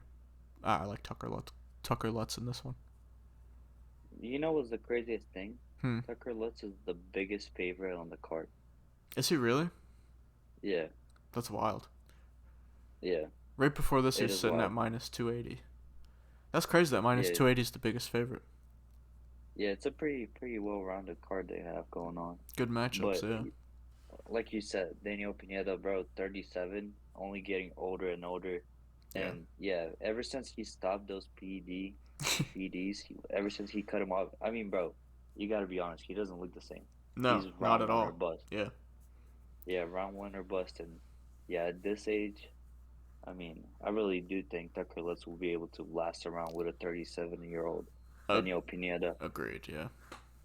And the craziest thing about this dude, Daniel Pineda, is that he has 40 fights of featherweight. 40 fights. That is a lot of fights. And the even crazier part is that I'm pretty sure 100% of them are by finish. All the Yeah, fights. you are right, yeah. I Yeah, saw that which earlier is, today. That is insane. yeah, Never that's seen a ridiculous. judge. Never, never. He doesn't know no judges. He doesn't, yeah. Yeah, that is insane. But yeah, with that being said, I do think Tucker Lutz will be able to last the first round and then try to, Do his thing, yeah. Work the boxing, yeah, maybe grapple a little bit if he needs to. But yeah, I take feel like him down, he'll be ground and okay pound him maybe. boxing wise. Oh yeah, 100%. I just think Pineda will get so tired by the second and third I round that agree, like yeah. he's not gonna have anything in him. It'll be easy after that, yeah. I agree. And I do think Lutz is the biggest favorite on the card for a reason. Yeah, I'd say it's justified. Even though Pineda has that first round potential, I feel like Tucker Lutz is good enough to avoid the first round finish and, like you said, Yeah, do his thing after that. First 100%. fight on the main card, we've got Chidi Njokwani versus Albert Duraev. Njokwani is 22-8, 6'3", 80-inch reach, 34 years old, 4-1 in his last five. One of those is a Contender Series win, and he's 2-1 in the UFC. And his last fight was a round 2 KO TKO loss versus RoboCop Gregory Rodriguez. On the Albert Duraev side, he's 15-4, 5'11". He's got a 75-inch reach, 34 years old, also 4-1 in his last five. One Contender Series win, and he is 1-1 in the UFC. His last fight was a round 2 TKO doctor stoppage loss versus Joaquin Buckley. We all know what Duraev's going to do in this one. He's going to strike to get close to you, to take you down, and he's going to relentlessly try and take you down. And then he's got really good ground and pound when he's on top. He does tend to fade. I think he is a little bit past his prime. He was probably better when he was in Eagle FC. That was like his peak, I'd say. And then Chidi Njokwani on the other side, we all know him. He's got the really good kickboxing, good power in his hands. He's really long, 6'3". He's got a 4-inch height advantage and a big reach advantage here. I think his takedown defense and experience is good enough to be able to keep this fight on the feet long enough for him to do damage and win rounds on the feet. He'll have such a big advantage on the feet, and Albert Duraev is super hittable. We've seen it against Kopylov, we saw it against Buckley. Also in those fights, Duraev tends to get tired after the first round. He's got strong takedowns in the first round, and they start to get slower and they get defended more and more as the fight goes on. So I think Njokwani on the feet will have such a big advantage. He'll be able to get this win here. What do you think? Yeah, I'll have to agree with you. I think he's gonna be able to. I mean, still the takedowns, or even if he gets taken down the first.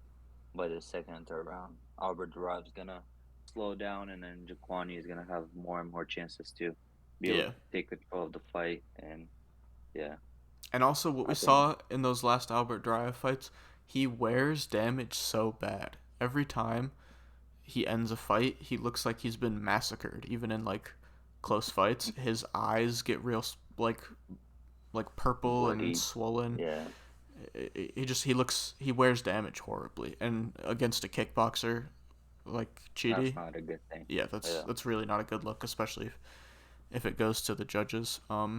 I do like Chidi in this one though. I think the finish will be there, or I think he'll be able to win enough rounds to get the dub. Uh, on yeah. the I scorecards. have the same.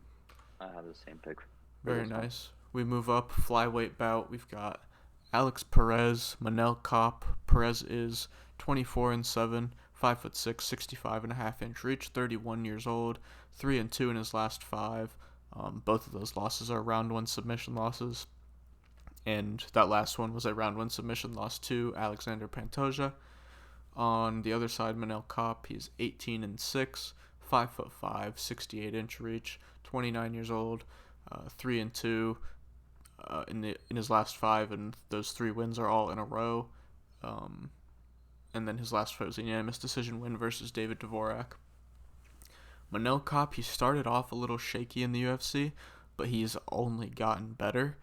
And I think Alex Perez started off good in the UFC, and he's getting shakier and shakier. It's just like they're going opposite directions in their career. They're not super far apart in age, but one is older than the other.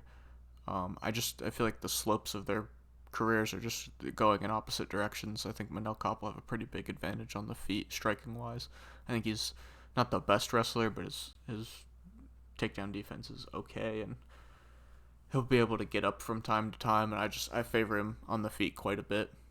How do you feel for this one? Yeah. This one's tough because Alex Perez. I mean, bro, I was really high on the dude. Yeah, he looked He so was doing good a coming out of Contender Series and early in his UFC career to get that title shot.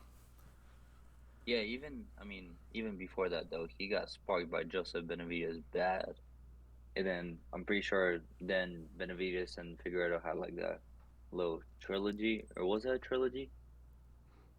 I think it was just two fights, but they were like back to back because they fought the first one and Figueredo didn't make weight, but he won, so they had to rematch. Oh yeah, and the second one he slept him, Oh yeah. and then Figueredo And or then was that the first one he where finished him in Benavidez both. woke He up finished him in screaming? both. The What was the first one one that was Benavidez? I don't know, to be honest with you. I know the first one was like that one where he like lined him up with his left hand and then like hit him with the sniper right, and then the other one he choked him out. He dropped him and choked him out.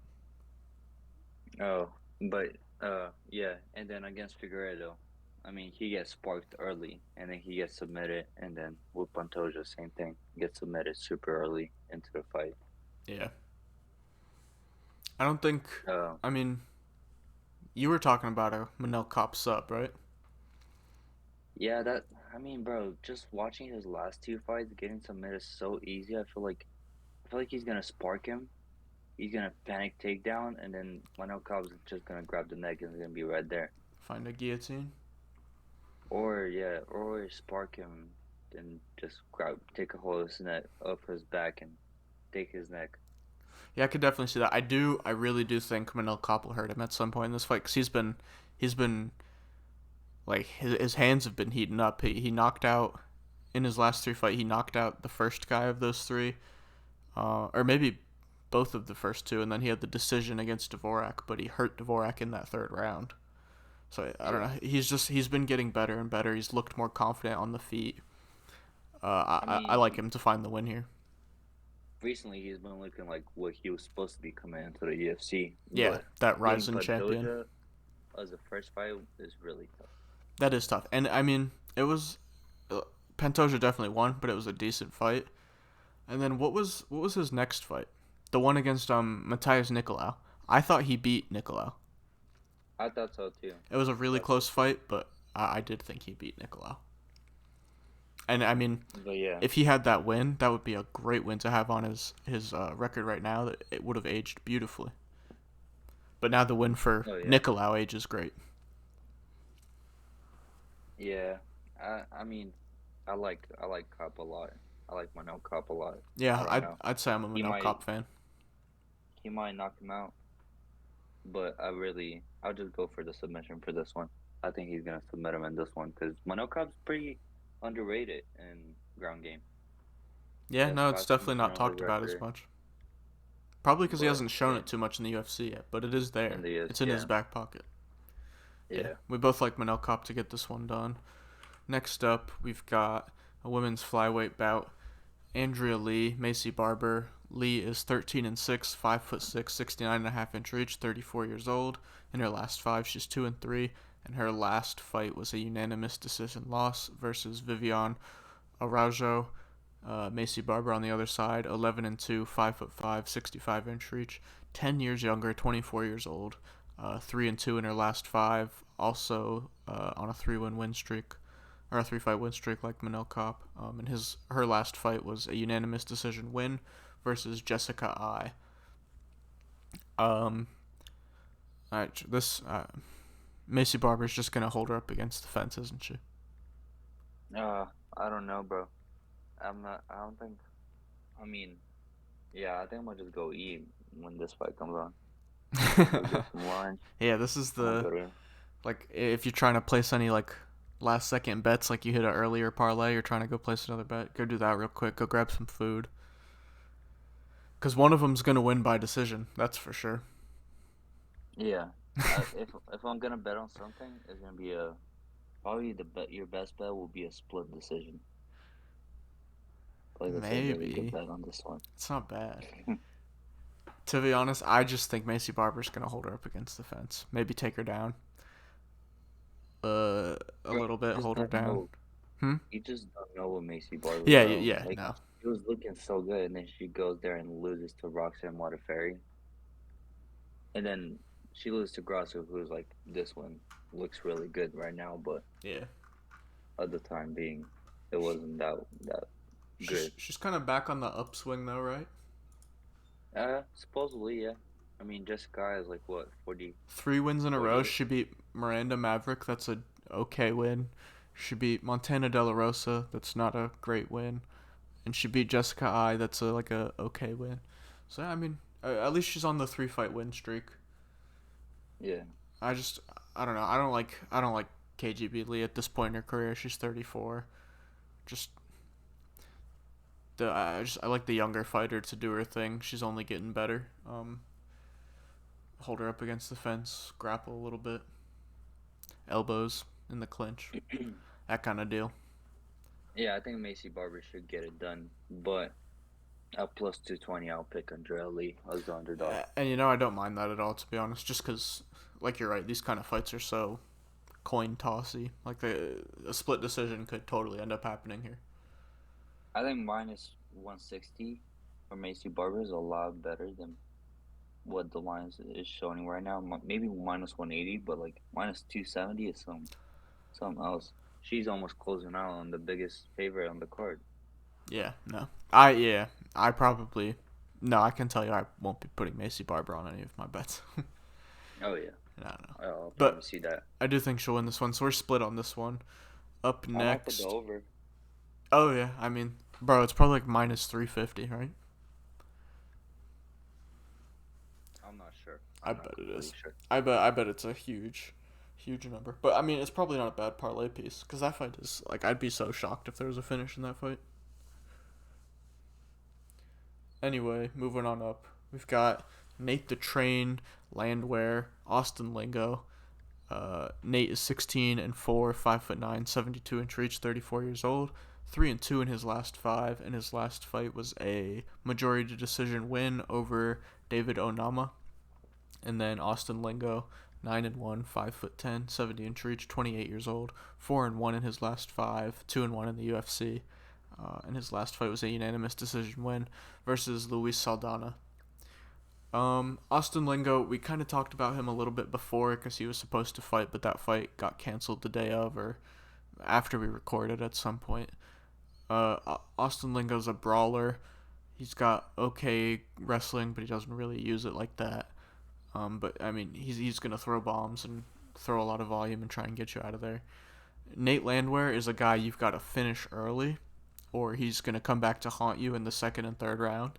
And to be honest, I think that's what's gonna happen. We could have a competitive first round here, but I think a brawl is the kind of fight Nate wants to be in. So I think he's gonna put his head down, throw bombs, shoot takedowns. He's very active on top when he's got the takedown. So I like the ground and pound out of him. I just think round 2 and 3 will be all Nate the Train. What do you think for this one? Yeah, I mean, I'm excited for this one. Honestly, I feel like that's like the people's actual co-main event. Yeah, Nate Landwehr is always a fun fight, and matching him up against a brawler is even better. Yeah, he's just a dog, man. He takes it, and he keeps going. He's relentless with the wrestling, and I mean, yeah, he's a dog. I think he'll be able to take it down and overpower him by the end of the fight. And Yeah, he's kind of like Darren Elkins to me. If you can't kill him early, you're gonna have a tough round 2 and 3. yeah, honestly, but he did beat Darren Elkins, so Oh yeah, he yeah, should be better than them, right? yeah. I think he's younger too, so he's definitely got more in the tank at this point. Yeah, But it's just like that and style of fighter, like the just I don't know, complete dogs. Like there's nothing else to say. Both guys are dogs. You gotta kill them yeah, yeah, you got to put an end to it if you want to end it. Actually, for real. I mean, Can't trust the judges when you're he, fighting a guy like this. yeah, even if he beats him for 2 rounds, Nate is still gonna go out there in the third round and do his thing, Try and no take your matter head what. off. Yeah, Yeah. So Austin Lingo better be prepared for all 3 rounds, cause yeah. yeah, And I feel like it's tough because like Lingo cut weight for last week. Now we're here. Nate Landwehr, even though this is short notice for him too, he's been prepared for like this fight, like this card, this day. So he hasn't had to cut weight last week. He'll be a little bit fresher, I think. He's been preparing for this day, so I think that helps him out a bit too. yeah, 100%, I agree. I like Nate But in this one. yeah, I think we're both picking him, right? yeah. I Cool, cool. got honestly, I like Nate, maybe like third round or decision. I think that's not a bad prop for him. I like that prop a lot. Third or decision. Yeah, that's a good one. We'll talk about that a little more when we get into the betting. But Hmm. co-main event, you're right. The last one really was the people's co-main because I mean, I hate to say this about a Holly Holm fight because she's obviously a legend in the women's MMA game, but this is another fight where at this point in Holly Holm's career, you might as well go grab a drink or something because Bro, she's a decent. All right, she's a great kickboxer. We all know that, but at this point, she really likes to kind of push you up against the fence, clinch, she'll back off, strike a little bit. It's not high activity, not a lot of volume, but man, I don't know. Let me read off the you know, stats because I didn't yet. Uh, Holly Holm 14-6, 5'8", 69-inch reach, 41 years old, 3-2 in her last five. Her last fight was a split decision loss to Ketlin Vieira. Yana Santos on the other side, 14-6 as well, 5'6", 68-inch reach, 33 years old, 3-2 in her last five, and her last fight was a round one KO TKO loss versus Irene Aldana, and Yana hasn't fought in just under 2 years. What were you gonna say before that? Sorry. you know what's the craziest part? Hmm. Holy Home is 41, Mhm. 40, 41, 42. 41. Yeah. 41. She just signed a new 4-fight deal to the UFC. Oh, I did. I meant to put that in the the news Yeah, section. That I is just remembered crazy. too. Yeah. A 4-fight deal is wild. So that means she's gonna be fighting until like she's 45, 46 at least. Yay. I mean, she only fights like once a year, right? Yeah. She, She can co-main a few more Apex cards. yeah, in the last 5 years, she's fought 5 times. Yeah. So, with 4 more fights to go, she's gonna fight 4 times in 4 years, right? You would think I so. would think so. Yeah. 45. Hopefully retire at that point. Damn, that's gonna be the only female I've ever seen to fight till 45. That is kind of crazy. What if Oh Amanda well. goes for it? No, there's no way Amanda's going to 45. Yeah, no She way. already looks like No she way. wants to quit. Yeah, She looked. I thought she was gonna quit after the Juliana Pena I fight, did but too, to she be came honest. out and bro, she looked amazing in that She did, second yeah. fight. She cooked her. How do you feel about But this yeah, fight? I don't know. It's tough. I mean, bro, I'm not gonna bet on it. I'm definitely not gonna bet I'm on it. definitely But not either. I'm leaning towards Holy Home by decision. But like, Same, it's yeah. really tough. To be honest, it's It's whoever can win the clinch here. Because, yeah, I think Holly Holm's going to be better at, kickboxing range, so Yana's going to try and keep it close, but I don't think Holly Holm minds clinching, so it's not like she's going to try and disengage it. I think we're going to see, a lot of clinch up against the fence here. Them just both trying to wrestle for the dominant position in the clinch, and I do like Holly Holm. She's still ridiculously athletic at 41, and I think her fight IQ at this point and athleticism and just I think she's better still than Yana. I think she'll be able to get yeah. the decision. No, I mean, even at this age, like you said, I think she's still better than Yeah, Yana. But it's really tough. I will pick Holy Home to get the decision, but like I said, I'm not gonna bet on it yeah. or put You're any money crazy on if you it. put money on this one. Yeah, yeah. Crazy. But let's get into the main event for tonight. This is a crazy fight. We've all been waiting for this one. It was supposed to be a few weeks ago or something, but it got changed so it could main event here in San Antonio. We've got Marlon Cheeto Vera versus Corey Sandhagen. Cheeto is 20 wins, 7 losses, 1 draw, 5'8", 70.5-inch reach, 30 years old. 4-1 in his last 5, and that last fight was a round 4 KO TKO win versus Dominic Cruz. Corey Sandhagen on the other side, 15-4, 5'11", 70-inch reach, 30 years old as well. 3-2 in his last 5. His last fight was a round 4 TKO doctor stoppage win versus Song Yadong. Both of these guys are coming into I'd say the peak of their career. They're both coming into their primes. Uh, this is a super exciting fight. I can't wait to watch this one. I think we all know Corey Sandhagen's going to have kind of the movement bouncing around the outside. He's going to throw a lot more than Cheeto. It's going to be a volume game from Sandhagen. Cheeto's going to do his thing where he's going to throw out the big shots, kind of be slow early, feel you out, look for the big power shots, and then come on strong late. Both of these guys have pretty solid gas tanks. I'd say 2 of the better gas tanks in the UFC. They're both going to be here for all 5 rounds. Both have 5-round experience. We know Cheeto gets better as the fight goes on. Sandhagen's going to come out fast early. What do you favor in this one? Kind of like the late attack, Uh, try and get the finish from Cheeto, or the volume throughout the whole fight from Corey? I'm still debating on this one, but I just think both of these guys have a lot to prove in this fight. Like both of them, like This is a big fight for both of them. yeah, this is like really really big. Cause like winning this fight means like you're open to like anything in this division. You're up there with the top 3. Maybe you get the money fight, which is the Sugar fight next. Maybe you just get the title shot after Sugar. Yeah, there's a But lot of options. it's just a lot on the line, and it's tough. It's tough. I just feel like Marlon Vera is able to raise to the occasion like a lot better than Corey's been able to in the last couple of fights. Even though in the Song Yadong fight, I mean, he did amazing, but like obviously that wasn't that big of a step Yeah, for him. and it was still a Like pretty close fight. It was back and forth. it was yeah, it was back and forth, but like I say, I think Marlon Vera's been able to raise for the occasion a lot better Yeah, than conquer those Corey big Sandhagen. occasions, Yeah, show up yeah, for him. yeah, yeah, If we're being fair though, exactly. Sandhagen's been kind of done dirty a little bit. I mean, not against Peter. Especially that fight against TJ Dillashaw. That's the one I was gonna say, the Dillashaw one. I thought he won that fight. That was a tough Yeah, decision for him. yeah, man. I watched that fight in Bulgaria in the club, like right in front of the club. There's like 6 of us watching that fight on my phone, and honestly, it was just me and one more person that had Corey. Everybody else had TJ, which was kind of weird to me. But because even with rewatching, I was like, bro, there's no way TJ won. Yeah, no, it was definitely a good fight.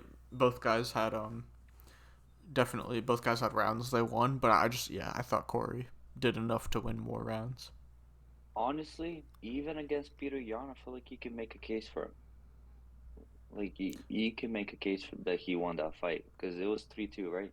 Yeah, it was. Yeah, some people do think Corey won that fight. It was definitely that. I feel like, yeah, at least in my opinion, that's a harder one to make a case for Corey. I thought Peter won that, but it was Oh a yeah, very me close me fight, too, me and he too. did well I against thought it was Peter. close. Yeah, he tried. I mean, and Peter just took off a little bit in the Yeah, fifth round that's because the it only was guy to 2-2 drop Corey, going to the right? fifth, right? Yeah, yeah, yeah, Yeah. pretty sure. But yeah, it's tough because I like both these guys. Both these guys are amazing. Corey Sandhagen, I mean, he's so tall for this division that like he's able to use his range so good and then keep his opponents at range. I mean, and then Marlon Vera at the same time. I mean, the dude's like good everywhere. His Yeah. striking is amazing. His front kicks. I mean, we've seen him plenty of times. He's made memes of some legends. Mm-hmm. Some tough memes. Yeah, but yeah, I don't know. I'm still debating. I mean, I started off thinking that Corey's gonna win it, but I don't know. Marlon Vera's been able to like do so well every time. Like it's a big fight for him. Yeah. Like I ever since that Jose Aldo fight, he's been like on another level. I feel like. yeah, he's been on a tear, and Well, looking better each fight. yeah. I'm the opposite as you. I started out, my initial thought was Cheeto, and I Mhm. slowly over the week changed to Corey. I like the movement. I think it'll be kind of harder for Cheeto to find the big shots. I like to be fair though, he did do well against Dom with that weird movement, and he was able to find the big shot. I feel like Corey's a little bit more nimble and quick at this age, or at this point in his career. Um, I like the volume coming out of Corey. He wrestled well against Song. I don't know if he'll use the wrestling in this fight, but I feel like it's there if he needs it. I won't say he'll have the grappling advantage, but we know he can't grapple. It's in his back pocket if he wants to try and go for those takedowns. But I just like him to build up a pretty big lead with the volume, striking over 5 rounds and avoid the big shots with his good footwork, good movement. I'll just barely edge it to Corey, but like you said, this is super back and forth, super close. Either guy could have a You know great what? performance, but I'm gonna go with Corey. I'm picking Corey as well. Nice. I don't know. It's so close. I But won't then be like surprised if Cheeto wins, but I feel like Corey has more tools. I just feel like all the guys that Cheeto beat recently, they're like really washed. And like I feel like Corey beats him as well. I don't know if he knocks him out in the style that Cheeto did, but like Frankie Edgar and Dominic Cruz, I mean, Yeah, and like to be yeah. honest, even against Rob Font, I think he would he wouldn't take as much because Marlon got hit a lot in that fight. I just feel like Corey wouldn't get hit as much, and he would be able to dish out the volume in that fight as well. Like, yeah, I don't know. I like Corey here, And then Corey knocked out Frankie Edgar in 1 round while Marlon Vera needed 3 rounds for it. and was arguably losing Yeah, up to that it was point. definitely. I feel like he was definitely losing up to that point. Yeah, I had him losing. I did. But yeah, I'll take Corey Sandhagen by decision. All right, let's get into some bets then. We're both going with Corey on that fight. Um, let's let's get right into the Savage rounds this time. Yeah, let's do it. You want me to go first or Yeah, so we've got two plays. They're two both fighters? they're Mm-hmm. both straight money line picks. We had a group of like 4 or 5 guys that we'd like to get wins, so we kind of just narrowed them down to our favorites. Do you want to go ahead and say them, or do you just say one and I'll say the other? Yeah. Well, we like you said, we had a couple of guys, but we stopped at these two, and the one that I wanted the most was Mono Cop. Yeah, I agreed with I, that one a lot. I like Manel Kopp in this fight. I think he'll keep the run going. yeah. I I mean, at -180, I think it's a pretty good odds for Alex Perez, who hasn't fought in a little while. Yeah. And then, And the last couple of fights, he's looked not really well. You know. yeah, kind of on a decline at this point. Ever since the Figueiredo fight, he hasn't looked his best. Yeah. And It just then, seems like that fight took a lot off of him. yeah, kind of like a big, like confidence diminisher. Like it killed a lot of confidence he had. Just to get Yeah. smoked in the first round like that. Yeah.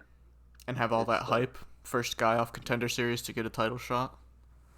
yeah, that's real tough. Real tough. And then to round off the Savage Rounds parlay, the other leg, we have CJ Vergara at minus 250. I really just think he'll be able to avoid the early first round flurry from Lacerda and then just be steady over the next two rounds if he can't get the finish. But I feel like Lacerda will be so tired. He'll be able to find the finish or at least dominate the next two rounds, get the win. Um, you parlay those two together, get you plus 120. I feel like that's a pretty good parlay. We need to get back on track with Savage Rounds this week. Let me see what last week was.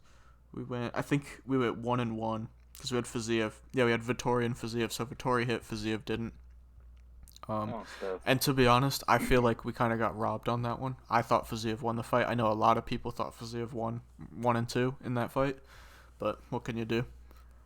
It's tough because like the whole crowd was on Gaethje's side, and in Yeah, London, I do feel like the it's crowd had a big part to play with swaying rounds for the judges. Like, and that one judge. bro, if that was silent in the unless that one judge is just stupid, the one that made those three mistakes, but bro, like there's no way you give a 10-8 in that last round. The crowd had to have such a big impact. Like bro wasn't watching or something. He was just listening to the crowd. Yeah, I really don't know how you give a 10 a.m. the first round, but Yeah. I What mean, can you do? he's the judge, not me. It should be us, but oh well. Finish parlay up next. These it's another two picks I like. We've got Tucker Lutz to get a finish. We went with the KO TKO plus 185. I just feel like a 37-year-old Pineda. It's just not going to be a good time for him later after the first round. He'll be so tired and worn out. There will be no danger that he poses to Tucker Lutz, so Tucker Lutz can go out there and put together good combinations and find the finish. And then we had Manuel Torres for the other leg against Trey Ogden. There's really just one big point here. He got outstruck by Jordan Levitt. Yeah, and Jordan That's Lev is not a striker. that's never a good sign. But you parlay and the Torres KO is plus 275. You parlay those two together, you get plus 969. Not bad if you want to sprinkle a little like 10, 15 on that. Then we get to the big one, the Hail Mary, the one we always warn you, $2 to $5. Depending on what the odds are for this one. I'd say this is a week where you could sprinkle a 5 on it if you want. It'll cash like 2 something. But we went Altamirano inside the distance at plus 300. Nate the Train Landwehr third rounder decision plus 155. Preston Parsons by submission or decision plus 110. And Chidi Njokwani KO TKO plus 100. You parlay those four together, you get plus 4,184. I feel like I And if say you this put every 5 on week. it, Oh yeah, if you put 5 on it, it's like a $200-ish range, like 200 maybe. 205-ish. Oh, 205. Yeah, I think, unless I'm tripping. What was it? 4,000? 4,100 Oh, 84. 4,184. So I guess 209, 209. Okay, yeah. And I was gonna say I feel like I say this every week, but I like the Hail Mary. I don't. That's not one I mind sprinkling $5 on, just because they're all things You never know. yeah.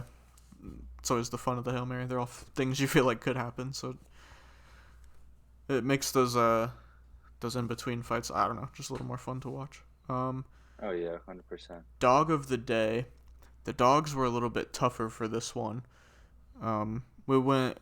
I always say this when it's a fight at pick 'em odds, so it's evens. But I always feel like we're cheating when we do that. But we went with Preston Parsons minus 110. He's evens right now against Trevin Giles.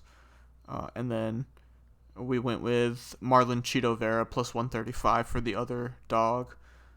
even though we both picked Corey to win, we both think there's pretty good value at Marlon at plus 135. He's always alive for the finish, and he does such big damage when he connects that damage could always sway a judge's mind. So it's not a bad sprinkle on Cheeto if you want to add him into a parlay, or even if you're feeling confident on him to win. But if you choose to parlay those two dogs, you get plus 349. It's not bad at all. Yeah, that's not bad. I like it. Good slate of fights this week. Got a week I'm off excited. next week. No fights next week. But then we get the big UFC Miami card. Adesanya Pereira 2. Try and see if Izzy can get a win or not. I don't know what we'll do next week. Maybe we Yeah, could I'm not do sure. something short. Something like UCL or basketball. I don't know. We'll talk about it. We'll Maybe let. we could have our episode come out early. Oh, for the next Earlier. week. Yeah, Yeah. earlier in the week. Say like Monday or Tuesday. Oh, that's not a bad idea. Yeah, just yeah. Okay. So yeah, we'll let you guys know on Twitter what we're gonna do for next weekend, the Miami card. Mm-hmm. But yeah, we'll get back to you guys for episode 11. Peace out. Peace out, y'all.